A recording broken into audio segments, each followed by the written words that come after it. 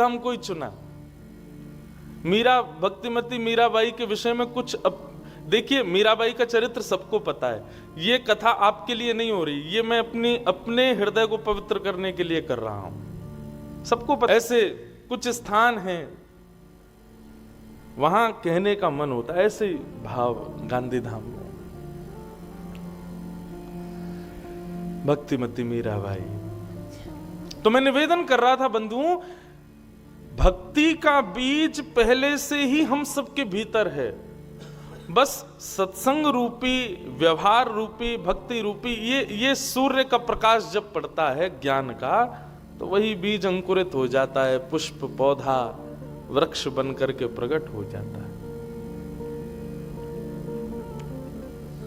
ऐसे ही राव दूधा जी के घर में जन्मी भक्तिमती मीराबाई।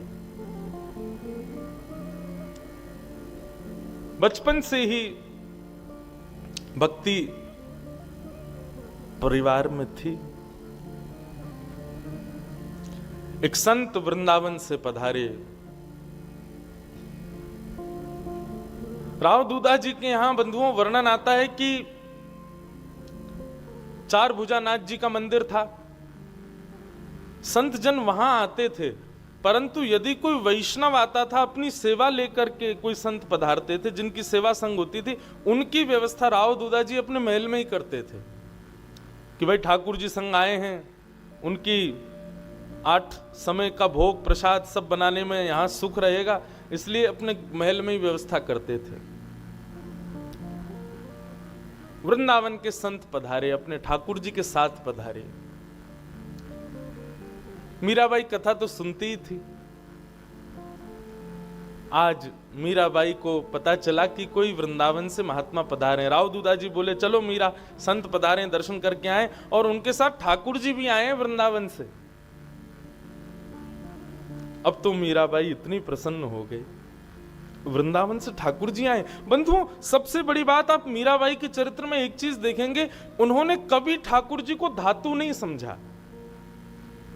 मार्बल के हैं, ब्लैक स्टोन के हैं, अष्ट धातु के हैं, पीतल के हैं, सोने के, चांदी के, ये भाव भी कोई बोलता था ना, मीराबाई उसको शांत करती। बोले नहीं, ऐसा मत बोलो। मीराबाई कहती कि जैसे मेरा चित्र किसी ने बनाया तो मेरा चित्र है, तो इसका मतलब यह भी है कि मैं भी हूं। प्रतीक ही चित्र के रूप में आता है। चित्र है तो जरूरी नहीं कि मैं कभी था ही नहीं ना, मैं हूं तभी तो मेरा चित्र बन पाया। मीराबाई कहती प्रतीक है तो इसका मतलब श्याम सुंदर भी हैं। ऐसा हो ही नहीं सकता कि श्याम सुंदर नहीं और उनका प्रतीक बना दिया किसी ने। कई बार नास्तिक लोगों से भी मिली मीराबाई, उनको भी आस्तिक बनाया। कोई कहता भगवान नहीं, तो मीराबाई बोली अच्छा कैसे नहीं है। मीराबाई का यही उत्तर रहता, बोले तुम्हारा चित्र किसी ने बनाया, इसका मतलब तुम थे या तुम हो, इसीलिए तुम्हारा चित्र बना है। ठाकुर जी का प्रतीक है मूर्ति के रूप में, धातु के रूप में, किसी भी रूप में, तो इसका मतलब ठाकुर जी हैं। वो कभी अपने मन में अविश्वास नहीं। भक्ति की बंधुओं 3 धारा, विश्वास, संबंध और समर्पण। मीराबाई के चरित्र में तीनों मिलेंगे आपको। बाल्यकाल से ही इतना विश्वास ठाकुर जी के प्रति, कभी ये नहीं विचार किया कि कोई मूर्ति। मीराबाई जब संत के यहां गई, संत पधारे मेड़ता में, राजभवन में विराज रहे, उनके ठाकुर जी की सेवा चुपचाप बैठ करके देख रही हैं। मीराबाई जब सेवा का दर्शन कर रही थी, तो बंधुओं मीरा चरित्र कहीं कुछ ऐसे कई लोगों ने बहुत कुछ कहा, मैं सबको पढ़ पढ़ा के देख देख के किसने क्या कहा सबके भाव लेके आया हूं। तो कहीं ऐसा वर्णन आता है कि मीराबाई केवल देखती रही, परंतु एक जगह मैंने एक कवि का लेखनी देखी, तो वहां वो कहते हैं कि जब मीराबाई दर्शन कर रही थी ना, तो ठाकुर जी त्रिभंग लली उनका स्नान करा रहे थे। संत स्नान के बीच में मीराबाई अपलक नेत्रों से जब देख रही थी, तो ठाकुर जी ने अचानक ही ऐसे इशारा किया मीराबाई को, और जैसे ही ये इशारा हुआ मीराबाई का रोम रोम कंपित हो गया, रोए खड़े हो गए। और देखते ही मीराबाई उतावली हो गई। अब तो वो रोने लगी, ये तो मुझे बुला रहे, ये तो मेरे हैं, ये तो मेरे ही हैं, मेरे पास ही रहेंगे, ये तो मेरे हैं। मीराबाई हट करने लगी। दूधाजी बोले, अरे नहीं, हमारे चार भुजानाथ जी हैं ना, वही हैं हमारे, ये संत भगवान के, ऐसे मत करो। संत भगवान भी सुनकर के आश्चर्यचकित हो गए। बोले, बालिका आई आती कहने लगी तो मेरे ठाकुर जी। दूधाजी बोले, अब छोटे बालक का स्वभाव होता है, दूसरे के खिलौने को देख के भी रोता है कि ये मेरा है। आप चिंता मत करो भगवान, क्षमा करो। दूधाजी मीराबाई को ले गए, लेकिन मीराबाई तो रोवे, चिल्लावे, ना खावे ना पीवे, छोटी सी मीराबाई। मुझे तो गिरधर लाल चाहिए, मुझे तो वही ठाकुर जी चाहिए। अब मीराबाई कैसे वर्णन करे कि वो मुझे ऐसे बुला रहे थे अपने पास। रात भर रोती रही। मां बैठी है, पिताजी बैठे हैं, दूधाजी बैठे हैं खिलाने के लिए, लेकिन खा ही नहीं रही कुछ भी, बस रोए जा रही हैं। संत भगवान अपने ठाकुर जी की सेवा कर रहे थे। उनके साथ एक सेवक आया था। उस सेवक को किसी ने जाके बता दिया, बोले कि दूधाजी की जो पोती है मीरा, उसने जब से तुम्हारे ठाकुर जी देखे तब से उसने भोजन पानी सब छोड़ दिया, रो रही है, उसको यही चाहिए। और आपस में चर्चा ऐसी हुई कि भाई देखो, तुम लोग समझो बात को, राजा दूधाजी साधारण नहीं है, और राव दूधाजी की पोती अगर एक दिन दो दिन भोजन नहीं करेगी तो तुमको पता परिणाम क्या होगा। राजा हैं भैया, ये किसी के सगे नहीं होते। संत को डाल देंगे कारागृह में, ठाकुर जी जाके दे देंगे मीराबाई को। सेवक ने जाके ये बात महात्मा जी को सुना दी। बोले, महाराज हम वृंदावन से राव दूधाजी के यहाँ इसलिए आए थे ताकि यहाँ पे बहुत संतों का सम्मान होता है, लेकिन आप सोच लीजिए, वो जो राव दूधाजी की पोती है वो कल से भोजन पानी नहीं कर रही है, एक आध दिन उसने नहीं खाया तो फिर मैं और आप दोनों कारागृह में जाएंगे ठाकुर जी की वजह से। और आधी रात में ही महात्मा अपने ठाकुर जी को छुपा करके झांपी जी में और चले गए मेड़ता से। सुबह जब राव दूधाजी को पता चला कि महात्मा चले गए भय के कारण, तो उनको बड़ी आत्मग्लानि हुई। तो बताओ, हमारी लाली की वजह से एक महात्मा चले गए। थोड़ी दूर महात्मा पहुंचे, वहां जाकर के ठाकुर जी की पुनश्च सेवा आदि प्रारंभ करने लगे। लेकिन यहां मीराबाई की जो स्थिति है वो दिन ब दिन बिगड़ती जा रही है। महात्मा सेवा आदि करके ठाकुर जी को पौढ़ा के जैसी सोए, ठाकुर जी स्वप्न में प्रकट हो गए और प्रकट होकर के बोले, आपकी सेवा से मैं बहुत प्रसन्न हूं, आपने मुझे सेवा करके बहुत आनंदित किया है, परंतु भगवान अब आपकी सेवा पूर्ण हो चुकी है। मैं अब राव दूधाजी की पोती मीराबाई से अपनी सेवा कराना चाहता हूं, आप कृपा करो, अब मुझको उन्हीं को ही दे दो। संत रोने लगे, बोले मेरी सेवा में कोई कमी? बोले कोई कमी नहीं है भगवान, मुझे बहुत आनंद आता है, बहुत सुख मिलता है, परंतु मुझे जिससे जितना भाव चाहिए मैं उतना ही लेता हूं, इससे अति की आपको आवश्यकता नहीं है। संत बोले, तो अब आगे मैं क्या करूं, सेवा चली जाएगी। तो बोले, अब कथा सुनो, अब तक आप मेरी मूर्ति की सेवा करते थे, अब आप नेत्र बंद करके हृदय में ही चिंतन करो, हृदय में ही मंदिर बना के वहीं सेवा करो, लेकिन मुझे अब जाकर के दूधाजी की पोती को दे दो। संत वापस आए और वापस आकर के राव दूधाजी से कहा, अपनी पोती को बुलाओ। और जैसे ही भक्तिमती मीराबाई आई, नेत्र सूज गए छोटी सी मीराबाई के, खाए पिए नहीं है 2 दिन से।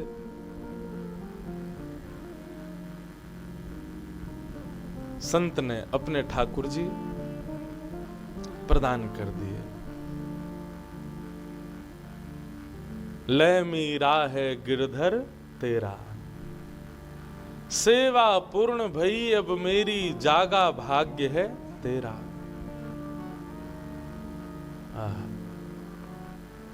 मीराबाई को अपने ठाकुर जी प्रदान कर दिए। संत ने। अब तो मीराबाई को जैसे ही ठाकुर जी मिले बड़ी प्रसन्न हो गई, हृदय से लगा करके पूरे राजभवन में घूम रही हैं। बंधुओं, ठाकुर जी का ये नियम है, किसी को यदि बहुत संयोग दे रहे हैं तो निश्चित है किसी को वियोग दे के आए हैं, और जिसको बहुत संयोग दिया है निश्चित है कि एक ना एक दिन उसको भी वियोग देंगे।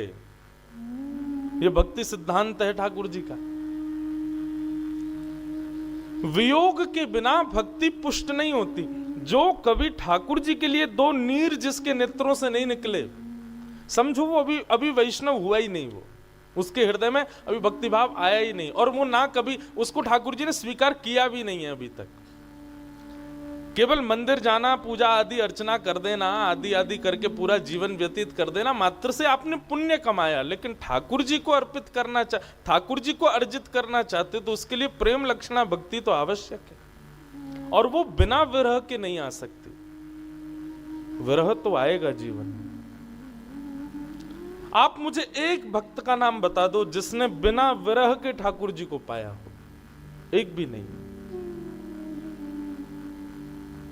इसलिए मैं कथा में कहा करता हूं, विरह वरदान है ठाकुर जी का। संत तो बेचारे रोते हुए वहां से चले गए। अरे कोई अपने हृदय के ठाकुर जी, बंधुओं ठाकुर जी की जब सेवा होती है ना, तो वो जो निरंतर सेवा करते हैं वो मूर्ति थोड़ी मानते हैं, वो अपना चित्त ही मानते हैं। उनको कोई दूर कर दे, क्या स्थिति हो। मीराबाई को कष्ट भी हो रहा है हृदय में कि मेरी वजह से एक महात्मा दुखी हो गए, लेकिन प्रसन्न भी हैं, मेरे नाथ मेरे पास आ गए।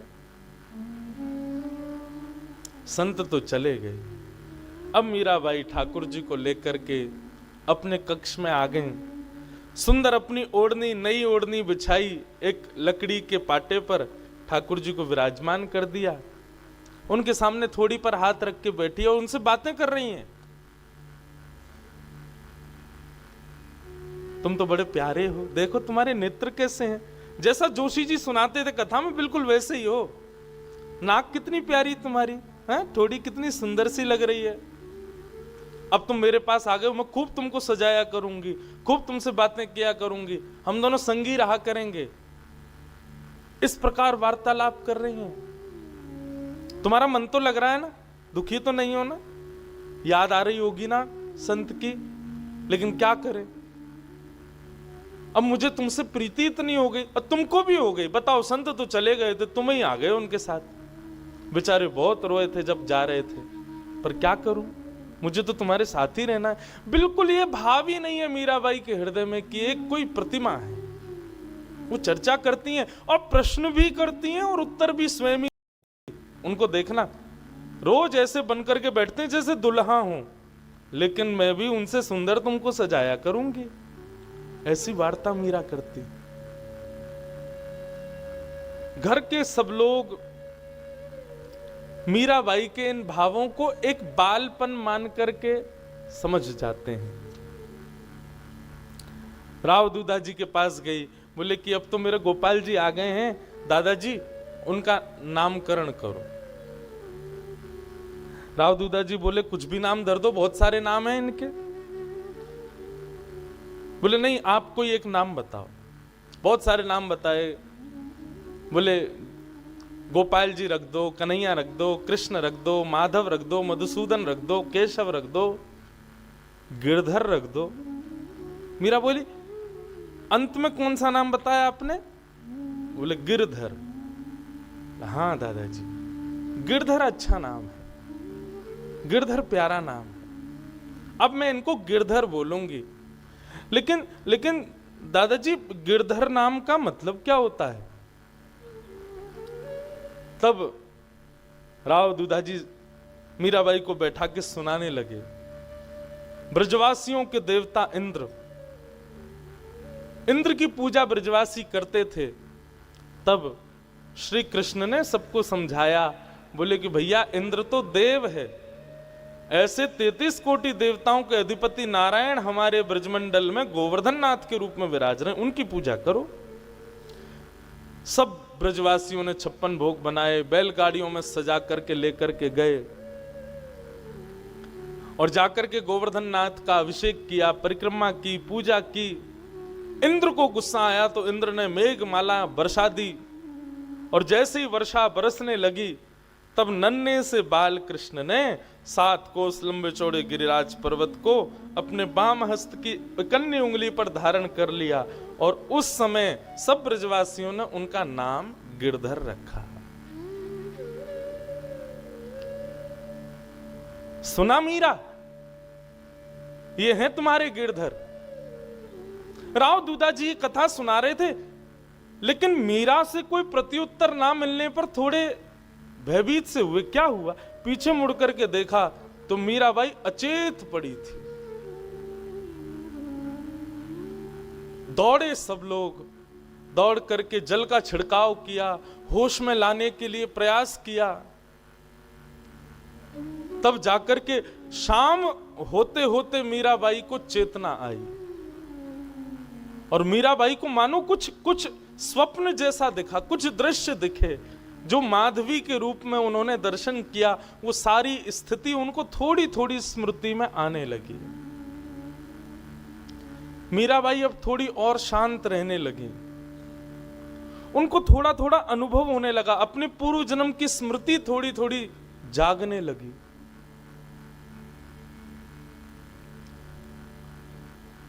मीराबाई के माता पिता को बड़ी चिंता है इस बात की। हमारी बेटी साधारण नहीं है, खिलौने से खेलती नहीं, सजने का इसको शौक नहीं, गीत कहीं गाए जाते तो ये आती नहीं, 24 घंटे केवल अपने गोपाल जी के पास बैठी रहती है, उन्हीं की सेवा पूजा अर्चना करती रहती है। तब मीराबाई के पिताजी ने उनकी मां को बताया, बोले देवी सुनो, जब मीरा का जन्म हुआ था तब ज्योतिषियों ने कई बातें तो खुल करके बताई, पर एक बात गोपनीय रूप से मुझे बताई कि महाराज आपके केवल एक ही संतान है जीवन में, आपके और कोई संतान नहीं होगी और यह संतान भी साधारण नहीं रहेगी, ये भगवत भक्ति की पराकाष्ठाओं को पार करेगी। मुझे ऐसा ब्राह्मण देवता ने बताया था। तुम देखो ना, हमारे मेड़ता में कितने संत आते हैं, कितने वैष्णव आते हैं। अरे भले ही परिवार के लोग प्रसन्न नहीं होते मीरा की स्थिति से, लेकिन तुम देखो ना, जितने भी संत आते हैं मीरा को देख के कितने हम लोगों को आशीर्वाद देके जाते हैं कि तुम सौभाग्यशाली हो, ऐसी बेटी है तुम्हारी। कितना संत आशीर्वाद देके जाते हैं। बंधुओं, ये बात निश्चित है कि आप जब भगवत भक्ति के अनुगामी बनेंगे तो परिवार तो आपसे दूर हो ही जाना है, धीरे धीरे सब दूर होंगे। इसलिए मैं पहले ही निवेदन कर दूं, जिनको परिवार में ही रहना है और परिवार से ही संपूर्ण जीवन यापन करना है, भक्ति के मार्ग के बाउंड्री लाइन पे ही रहना, भीतर मत आ जाना, क्योंकि भीतर आए सब छूट जाएगा। और आप छोड़ोगे ऐसा नहीं, वो छोड़ देंगे आपको। मीराबाई की स्थिति राजा राव दूधा जी के घर में किसी को नहीं भाती, लेकिन जितने भी संत आते हैं सबको भा जाती। और इसी बीच एक अद्भुत संत का आगमन हुआ मीरा जी के जीवन में, जिनका नाम था श्री निवृत्तिनाथ जी। राव दूधा जी अपने पूरे परिवार के साथ डाकोर जी रणछोड़ राय भगवान का दर्शन करने के लिए निकले मेड़ता से। एक एक रात्रि दिन भर चलते, रात में एक जगह पड़ाव होता, फिर दिन भर चलते, फिर रात्रि पड़ाव होता। एक दिन रात्रि में एक नदी के किनारे एक जगह पड़ाव हुआ, वहीं पर सबके शिविर लगाए गए और सब रुके हुए थे। चर्चाएं आदि सब चल रही थी। राव दूधा जी भोजन के लिए बैठे, तभी उन्होंने कहा, मीरा कहां है, बुला के लाओ। सबने ढूंढा, लेकिन पूरे शिविर में मीराबाई नहीं मिली। तब किसी ने देखा कि वहीं पीछे एक नदी थी और उस नदी के ऊपर चट्टान के ऊपर मीराबाई बैठी। सबने जाकर के मीराबाई को देखा तो मीराबाई नदी के उस पार बैठे हुए एक महात्मा को देख रही हैं, उन महात्मा का दर्शन कर रही हैं। राव दूधा जी ने कहा, मीरा क्या कर रही हो? दादाजी, कोई वैष्णव संत बैठे हैं सामने, मुझे उनका दर्शन करके बहुत सुख मिल रहा है, इसलिए मैं उनको देख रही थी। राव दूधा जी ने पूरे सैनिकों के साथ जाके, परिवार के साथ जाके महात्मा को प्रणाम किया। श्री निवृत्तिनाथ जी बैठ करके थोड़ी देर सत्संग आदि हुआ। मीराबाई ने वहां भी कुछ जिज्ञासाएं की। निवृत्तिनाथ जी मीराबाई की जिज्ञासा से बड़े प्रसन्न हो गए और उन्होंने भी वही कहा जो हमेशा संत कहते थे। बोले कि दूधा जी, आपकी ये लाली साधारण नहीं है। इसके भाव, इसके प्रश्न बताते हैं कि ये साधारण नहीं है।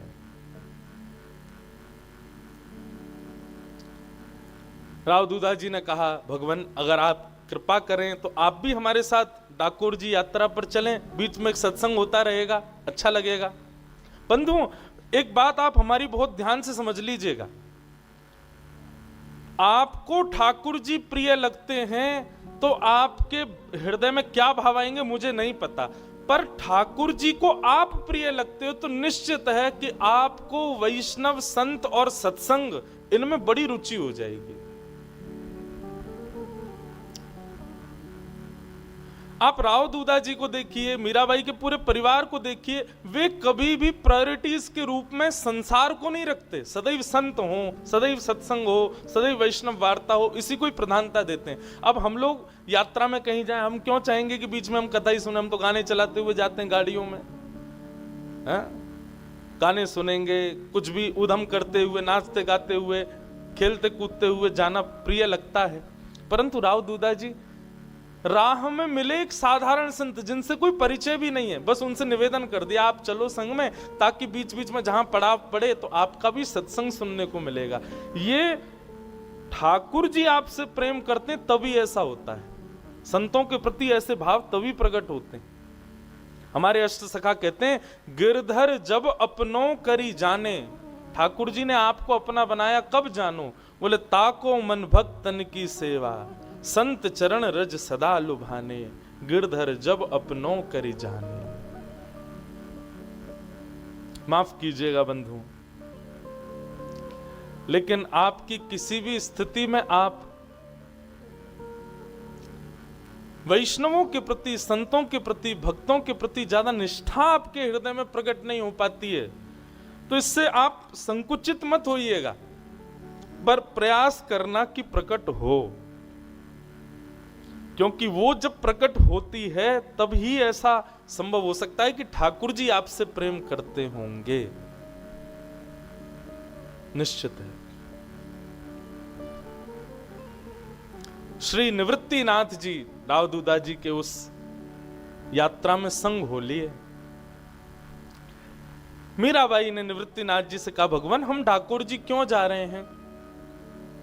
निवृत्तिनाथ जी बोले, हम भगवान का दर्शन करने जा रहे हैं। बोले, जोशी जी कथा में बताते थे कि भगवान तो सब जगह रहते हैं, जड़ चेतन आकाश पृथ्वी जंगम खम्बायु अग्नम सलिलम महिम, जब भगवान सब जगह है, फिर एक उस ठाकुर जी को देखने के लिए हम ठाकुर जी क्यों जा रहे हैं? निवृत्तिनाथ जी बड़े प्रसन्न हो गए। मतलब रोज के सत्संग का विषय मीराबाई ही देती है निवृत्तिनाथ जी को, और छोटी सी मीराबाई का भाव सुनकर के निवृत्तिनाथ जी बोले, बैठो मीरा मैं सुनाता हूं। ठाकुर जी हैं तो सब जगह, लेकिन कहीं कहीं भक्तों की प्रेम लक्षणा भक्ति पर ठाकुर जी जब कृपा करते हैं और कृपा करके अपने भक्त के लिए कहीं विराजमान हो जाते हैं, तो वैष्णव लोग आस्था को और अपने भाव को और पुष्ट करने के लिए उस स्थान का दर्शन करते हैं। बेटी, ऐसे स्थान विश्वास को और दृढ़ करते हैं, इसलिए ऐसे स्थानों पर जाना चाहिए। भगवान है तो सब जगह, लेकिन हमारे भीतर विश्वास दृढ़ हो, उसके लिए ऐसे तीर्थों में हमें जाना चाहिए। कथा है डाकोर नगर के एक गृहस्थ जीवन जीने वाले वैष्णव की, जो कि हर एकादशी पर द्वारिका जाते हैं और द्वारिका जाकर के ठाकुर जी का दर्शन करते, रात भर जागरण करते द्वारिकाधीश के सामने बैठ करके, और जागरण करने के पश्चात फिर वापस डाकोर जी आते। धीरे धीरे ये क्रम करते करते करते करते वो वैष्णव वृद्ध हो गया। ये निवृत्तिनाथ जी ये कथा सुना रहे हैं मीराबाई को। वैष्णव वृद्ध हो गया। अब वृद्ध हो गया तो पहले जैसी ऊर्जा नहीं रही, जाने में इतनी दिक्कत भी होती थी। कई बार तो एकादशी पूर्ण हो जाती, द्वादशी लग जाती, बेचारे तब पहुंचते, आके फिर ठाकुर जी से क्षमा मांगते, भगवान मेरा नियम थोड़ा सा टूट रहा है, क्या करूं, वृद्धावस्था हो गई है मेरी, अब मैं ज्यादा कुछ कर नहीं पाता, भगवान अब क्या बताएं, ठाकुर जी से द्वारिका इतना दूर भी तो है। एक दिन एकादशी के दिन वो वैष्णव जब द्वारिका पहुंचे तो रात्रि में जागरण करते करते करते करते उनके नेत्र बंद हो गए, और बंद होते ही उनके चित्त में ऐसा भाव आया कि श्री द्वारिकाधीश उनके गले लग गए हैं और उनके साथ उनकी बैलगाड़ी में बैठ करके डाकोर जी जा रहे हैं। ये दृश्य जैसे उनको अपने चित्त में दिखा, वो भाव नेत्र खोल करके जब उन्होंने अनुभव किया, बोले कि कहीं ठाकुर जी आज्ञा तो नहीं कर रहे कि तू मुझको ले चल। अरे ये पाप नहीं कर सकता मैं, पुजारी मुझे बहुत मारेंगे, जान से मार देंगे मुझे। लेकिन मन में सोचने लगे ज्यादा से ज्यादा क्या होगा, मरूंगा, लेकिन अपने ठाकुर को एक बार गले तो लगा लूंगा। अरे साहस कर लूं, पूरा जीवन तो मैंने व्यतीत कर दिया एकादशियां यही मना करके, अब ये भाव मेरे हृदय में आया, इसका मतलब द्वारिकाधीश आज्ञा दे रहे हैं। अपना नाम लेकर के बोले आज पीछे मत हट। अरे किससे डरता है तू, द्वारिकाधीश तेरा स्वामी है, उसके आगे किससे डरता है तू, आज थोड़ा साहस कर ले, ठाकुर जी को लेके भाग चलते हैं ठाकुर जी।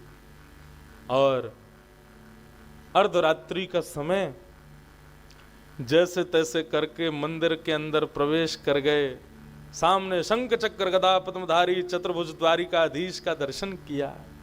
आहा,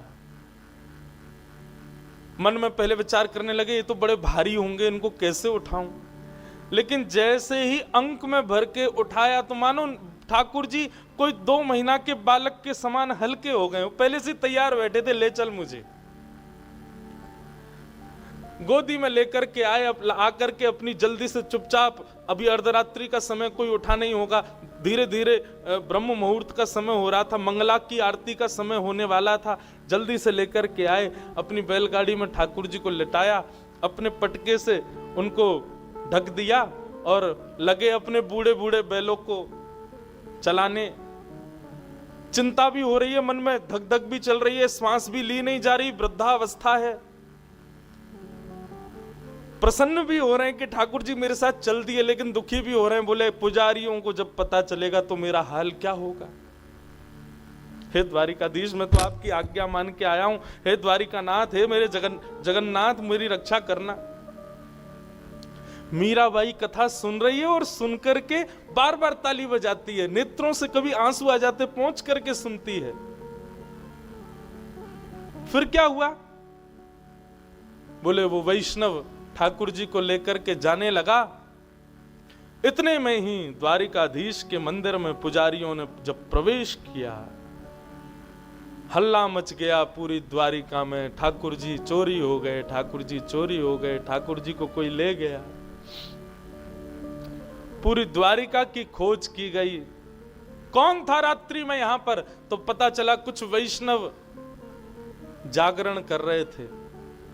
तभी उनसे पूछताछ हुई तो वो बोले एक हमारे साथ डाकोर जी का भक्त था, वो नहीं मिल रहा है, बाकी सब यही है। अपने अपने घोड़ों पर बैठ करके लोग दौड़े ठाकुर जी के मार्ग पर। वो वैष्णव ठाकुर जी को लेकर के जा रहा था, वो पीछे मुड़ मुड़ करके देख रहा था, तभी देखा कि प्रचंड धूल उड़ रही है, मानो घोड़े आ रहे हैं। अब तो घबराहट भरने लगी, बेचारे बूढ़े बूढ़े बैल कितना भागेंगे, और भगा मैं उनको, बोले भागो, लेकिन ठाकुर जी तो बहुत दूर है अभी। मन में विचार करने लगे क्या करें।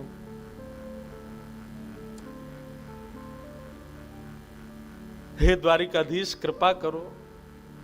तभी एक बावड़ी, एक तालाब जैसा रास्ते में दिखाई दिया, और उनके हृदय में तुरंत चेतना आ गई कि मैं ठाकुर जी को लेकर के नीचे इसमें विराजमान करके, और मैं खाली बैलगाड़ी लेके आगे बढ़ूंगा। जब बैलगाड़ी में कोई दिखेगा नहीं तो सैनिक छोड़ देंगे, जब सैनिक भाग जाएंगे तब लेके फिर चला जाऊंगा। ठाकुर जी को गोद में उठाया, नीचे बावड़ी में ले जा करके